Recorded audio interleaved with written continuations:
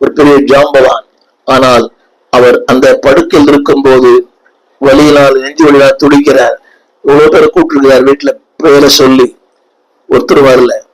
அன்பு பிள்ளைகளே, ஆனால் வேதம் சொல்லுகிறது, ஆழத்திலிருந்து கூப்பிட்டாலும் அவர் ஆத்திரமாய் உங்களை தப்புவிப்பார். என்னை கேட்டுக்கொண்டு அன்பு பிள்ளையே, நீ ஆழத்திலிருந்து கூப்பிட்டாலும் உன்னை ஆத்திரமாய் தப்புவிக்கிறவர் கர்த்தர். இரண்டாவது அந்த வார்த்தை அதே 4ஆம் வசனத்துல, அவர் என்னை நீங்களாக்கி விட்டார். என் செய்தி என்னவென்றால், என்னை நீங்களாக்கி விட்டார்.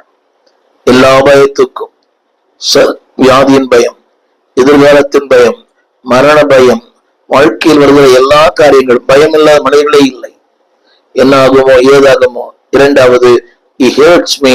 இரண்டாவது என்னை நீங்களாக்கி விட்டார்.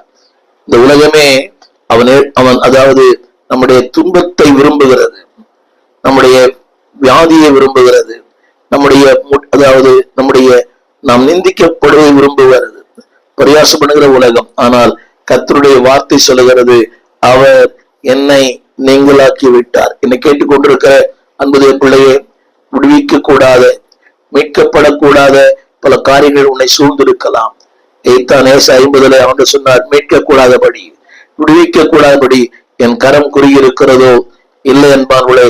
உங்களை மீட்கிற ஒருவர், ஒருவேளை கடனில் இருக்கலாம், வறுமையில் இருக்கலாம், ஏழ்மையில் இருக்கலாம், இல்லாமல் இருக்கலாம், எல்லாராலும் கைவிடப்பட்டிருக்கலாம். There is a God who can deliver you. ஒருவேளை குடிப்பழக்கத்திலிருந்து, தவறான பழக்கத்திலிருந்து, தவறான உறவுகளிலிருந்து வெளியே வர முடியாமல் சிக்கி தவிக்கலாம். உங்களை விடுவிக்கிற கர்த்தர். A total deliverance for a total life. உங்களை விடுவிக்கும் ஆண்டவர் அவர். மூன்றாவதாக அந்த வார்த்தை எனக்கு 5ஆம் வசனத்துல, 5ஆம் வசனம் அந்த வார்த்தை எப்படி சொல்கிறது, he illuminates me. அதாவது 5ஆம் வசனம் அந்த தமிழ்ல அந்த வார்த்தை, அதாவது அவரை நோக்கி பார்த்து பிரகாசம் அடைந்தார்கள். ஆங்கிலத்துல இப்படி எழுதப்பட்டிருக்கிறது, he illuminates me.